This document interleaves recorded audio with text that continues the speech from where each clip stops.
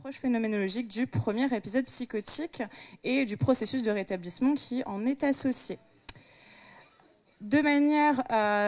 représentative dans la littérature, on va avoir 3 types d'éléments qui sont travaillés, qui sont étudiés en lien avec le premier épisode psychotique. Tout d'abord, tout ce qui est en lien avec la symptomatologie, les symptômes positifs, les symptômes négatifs, l'impact de la symptomatologie chez les personnes qui font l'expérience d'un premier épisode psychotique.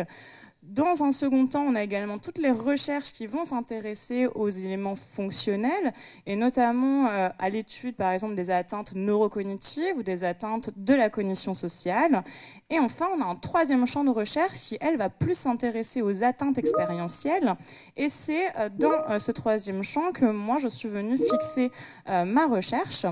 et du coup, pouvoir travailler sur ces expériences plus singulières. Quand on parle d'atteinte expérientielle, je suis désolée, j'ai un problème de diapo.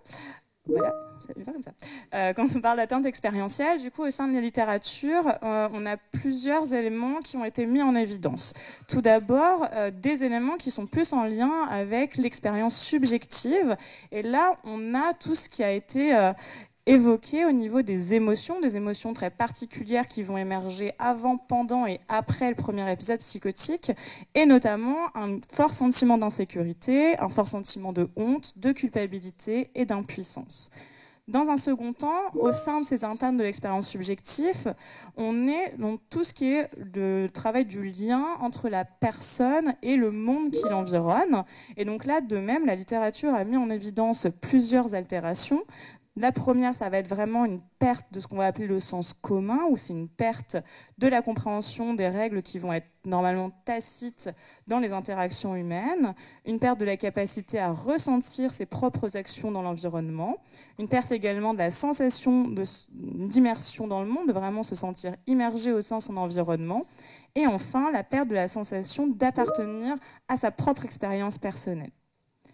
Dans un second temps, on a également des recherches qui s'intéressent à une autre part des atteintes expérientielles et qui vont être tout ce qui est en lien avec la conscience de soi, qui ont été conceptualisées notamment autour de la notion de trouble du soi minimal par l'équipe de SAS. Dans ces altérations, de façon générale, on va avoir 3 grandes catégories. Tout d'abord, je vois plus mon diapo, c'est mon micro. Tout d'abord, tout ce qui est le trouble de la corporéité, donc c'est-à-dire vraiment les troubles de la conscience, de pouvoir ressentir son expérience et vivre son expérience à travers son corps. La deuxième catégorie, ça va être tout ce qui est en lien avec les atteintes de la perception temporelle, c'est-à-dire une certaine perte des notions de passé, de présent, de futur, mais également perte de la capacité à penser ces 3 éléments dans une continuité, dans un flux temporel, dans un flux continu et cohérent, et au-delà de se sentir pouvoir appartenir à ce flux temporel et donc soi-même se sentir comme ayant un passé, un présent et un futur. Et enfin, les recherches ont également mis en évidence l'émergence d'un sentiment de perméabilité à l'environnement, qui est une sensation, et à un moment, les frontières qui vont séparer notre personne du monde extérieur vont venir se diminuer et progressivement disparaître. Ainsi, pour construire ma recherche, je me suis vraiment basée sur ces fortes données et je suis vraiment venue questionner finalement comment est-ce que les personnes qui sont concernées par un premier épisode psychotique vont venir le vivre de manière globale, comment elles vont l'expérimenter de façon générale et profonde et comment elles vont également expérimenter le processus de rétablissement qui en est associé. À partir de là, on avait 4 objectifs, bien entendu pouvoir interroger cette expérience spécifique du premier épisode psychotique, mais également interroger les impacts perçus par les individus qui le vivent. Second objectif, c'était également pouvoir comprendre les éléments qui vont sous-tendre et qui vont soutenir le processus de rétablissement associé au premier épisode psychotique en investiguant toujours l'expérience subjective des jeunes. En 3e objectif, comme j'ai pu le dire, ce sont des études, des recherches quand même récentes qui vont traiter de ces atteintes expérientielles et du coup, il y a vraiment aussi la nécessité de pouvoir approfondir ces connaissances et de compléter ces connaissances-là et puis par extension, pouvoir également ajouter des connaissances au champ des psychoses émergentes. Et enfin, l'idée était également de pouvoir investiguer les vulnérabilités qui sont induites par le premier épisode psychotique, mais également les ressources que ça peut apporter aux jeunes.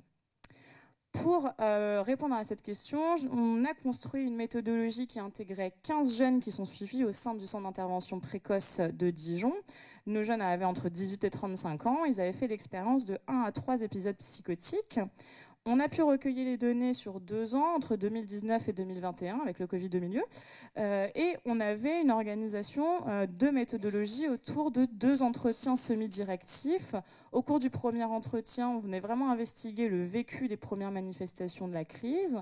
puis le vécu de cette expérience en elle-même, et également les impacts et le vécu des impacts perçus. Au cours du second entretien, on venait là interroger plutôt les hypothèses que formulaient les jeunes à propos de l'origine de leur crise, interroger également les représentations qu'ils avaient du premier épisode psychotique, et enfin les ressources et les facteurs de résilience qu'ils pouvaient également percevoir.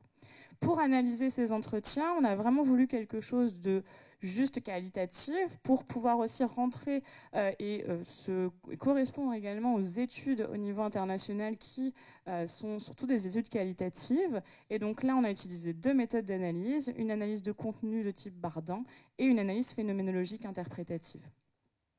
En termes de résultats, en ce qui concerne la première analyse, donc l'analyse de contenu, on a pu mettre en évidence 5 grandes catégories thématiques. La première catégorie, donc c'était vraiment quelque chose qui suivait une continuité temporelle des premières manifestations de la première catégorie aux impacts perçus à long terme. Cette première catégorie, du coup, on était sur les premières manifestations du premier épisode psychotique, et là, on avait un thème majeur qui ressortait, celui de la perte de contrôle et d'un sentiment d'altération des rapports entretenus avec les autres. Au cours de la deuxième catégorie, là, on rendait vraiment compte du vécu du premier épisode psychotique en lui-même. Et là, le thème majeur qui ressortait, c'était vraiment le sentiment d'angoisse et de désorganisation extrême. La troisième catégorie, on était plus sur le vécu des impacts à court terme après la crise. Court terme, c'est vraiment juste après la diminution des symptômes et environ jusqu'à 6 mois après la crise. Et là, le thème majeur qui ressortait, c'était un sentiment de sidération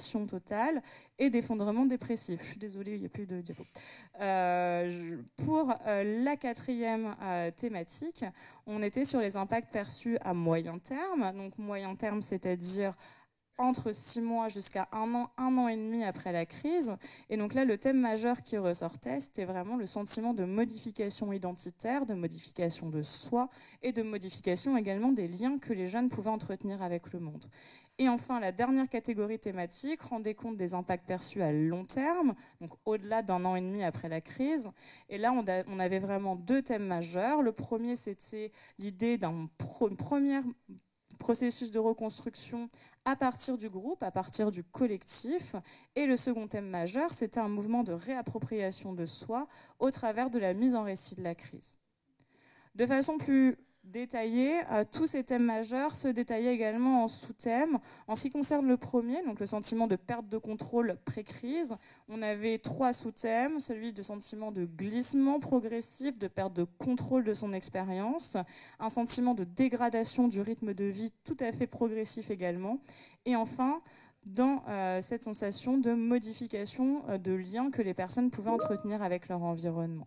En ce qui concerne le second thème, on était du coup sur le vécu du premier épisode psychotique avec ce thème d'angoisse et de désorganisation, où là, de nouveau, on avait des sous-thèmes, on en avait 4. Tout d'abord, ce vécu d'angoisse et de souffrance vraiment intense, la désorganisation qui est tout autant massive, mais également le sentiment que toutes ces souffrances-là vont être majorées et ont été majorées par la première hospitalisation, et l'impression déjà d'un changement identitaire profond.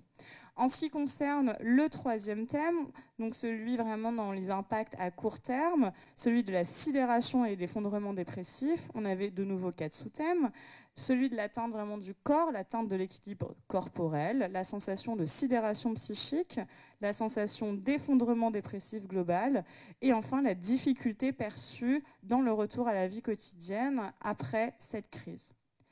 En ce qui concerne le quatrième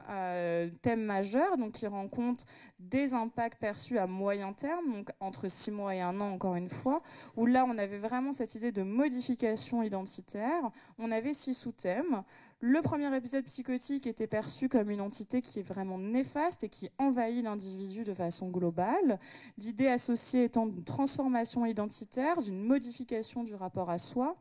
La crainte également et l'expérience malheureusement de la stigmatisation et du rejet social, l'idée d'une remise en question obligatoire des projets d'avenir, le sentiment par la suite de jugement et d'incompréhension de la part de l'extérieur, et enfin la perception de ce premier épisode psychotique comme une réelle limite, comme un réel frein dans le lien à l'autre et au monde par la suite. En ce qui concerne les deux thèmes majeurs perçus à long terme, on va avoir cette idée de reconstruction tout d'abord qui va se faire dans un premier temps par le collectif et le groupe, où là les personnes vont vraiment percevoir le soutien et l'acceptation des proches, vont également avoir une impression que les liens familiaux vont se remanier. Ils vont du coup rechercher et pouvoir s'appuyer sur les groupes qu'ils trouvent. Et enfin, ils mettent aussi en avant l'importance du centre de soins et de prise en charge qu'ils ont pu bénéficier.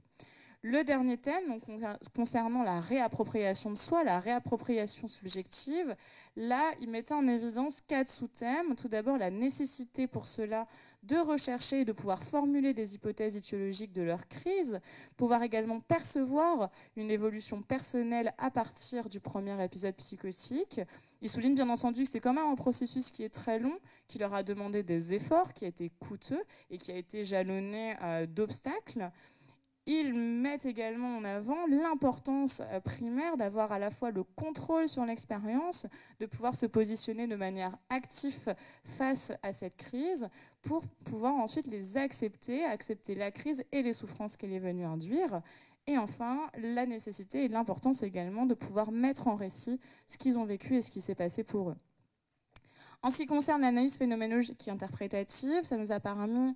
d'approfondir ces premiers résultats et cette analyse nous a vraiment permis de mettre en avant et de renforcer cette idée de bouleversement profond, cette idée de remaniement des représentations associées à soi, à son identité, l'idée que la crise vient vraiment venir induire un vide au niveau de l'histoire de la personne, un trou dans leur histoire de vie qui vient finalement entraver leur processus de reconstruction et de rétablissement.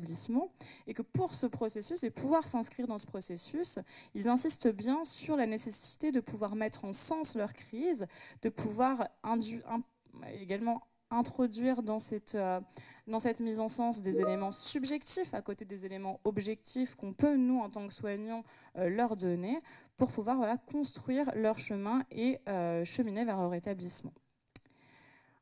À partir de ces résultats, on a souhaité pouvoir modéliser un mouvement relativement dynamique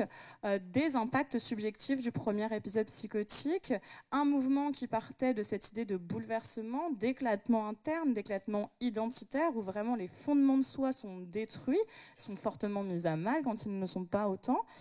Puis, dans un mouvement de figement, un réel immobilisme où la personne va se retrouver sidérée, va se retrouver figée dans le temps de la crise. Et enfin, l'idée d'une transformation profonde, de changement durable dans l'identité, mais également de métamorphose dans les liens qu'ils peuvent entretenir avec les autres et avec le monde. C'est à partir de ce premier mouvement qu'on est venu se questionner sur la dimension traumatique de la première crise psychotique. Comme on vient de le voir, c'est quand même une expérience qui est extrêmement violente, qui induit des émotions extrêmes, que ce soit des sentiments d'insécurité, un sentiment parfois de menace de son intégrité physique, de son intégrité psychique, et pour certains avoir un vécu de mort imminente au moment de la décompensation, et que c'est en plus de ça une expérience qui vient induire de profondes ruptures existentielles et de profondes ruptures interpersonnelles. Cependant, quand on parle de trauma, de vécu de traumatisme, de psychotraumatisme, automatiquement on a plus le référentiel du trouble de stress post-traumatique. Néanmoins, dans la littérature et également dans la clinique qu'on rencontre au quotidien et dans la recherche, on est limité dans cette considération du trouble de stress post-traumatique parce que de façon très générale, on retrouve rarement des symptômes qui sont vraiment caractéristiques de ce trouble et notamment les symptômes de répétition avec l'absence de reviviscence et de flashback. Et donc pour cela, pour pouvoir conceptualiser cette idée quand même de violence qu'on ne peut pas mettre de côté, on a voulu de nouveau se rapprocher des considérations phénoménologiques du trauma, où dans cette approche-là, on va plus voir le trauma comme quelque chose qui vient impacter l'identité, qui vient transformer l'individu avant et après l'événement avec une grande différence, qui vient également limiter les liens que la personne va entretenir dans l'environnement et avec les autres, et enfin quelque chose qui vient modifier les schémas de pensée et les modes d'interprétation que vont faire les personnes du monde après ce trauma. Et donc à partir de là, on est plutôt venu conceptualiser l'idée d'un vécu traumatique associé au premier épisode psychotique, plus qu'un réel trouble de stress post-traumatique. Trouble de stress post-traumatique ou vécu traumatique, ça n'empêche qu'il faut considérer par principe l'expérience du premier épisode psychotique comme quand même une expérience qui peut à un moment donné avoir des impacts traumatiques, peu importe la considération qu'on va y mettre dessus. C'est super important et c'est à mon sens nécessaire car à la fois ça nous permet de mettre des mots sur certains ressentis qui sont singuliers, sur certains ressentis qui vont être subjectifs et que les jeunes vont nous rapporter en entretien, et ça va nous permettre également de pouvoir modéliser certains impacts qu'ils perçoivent, que ce soit à court, à moyen et à long terme, valider vraiment cette idée de rupture pour ensuite venir ouvrir la possibilité d'une reconstruction, d'un renouveau et donc d'un rétablissement. Ce rétablissement, justement, à partir des résultats qu'on a obtenus, on a également voulu conceptualiser un mouvement ascendant, et ce mouvement, en le centrant sur la nécessité de pouvoir reconstruire l'identité. Vraiment se focaliser sur la reconstruction identitaire pour favoriser ce processus de rétablissement. Ce mouvement partant, comme on l'a vu tout à l'heure dans les résultats, d'une nécessité de pouvoir recréer un sentiment d'appartenance, un sentiment d'affiliation en s'attachant au groupe, au collectif, pour ensuite nous permettre de mener à une croissance de soi, la perception que peut-être le premier épisode psychotique, certes, a détruit des choses, mais on a aussi apporté des choses peut-être positives pour pouvoir accepter cette expérience et cet événement, et enfin mener à cette reconstruction et à cette redéfinition de soi en intégrant à la fois les impacts négatifs perçus de la crise, mais également les gains potentiels et la maturation issue de cet événement. Ainsi, pour venir soutenir ce processus de rétablissement, il nous semble en tout cas important de prendre en compte et de viser cette reconstruction identitaire en soutenant et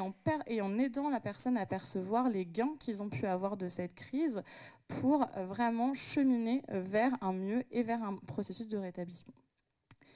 Concrètement, dans la clinique, comment est-ce qu'on peut penser ce travail de reconstruction identitaire et de prise en charge du vécu traumatique associé ?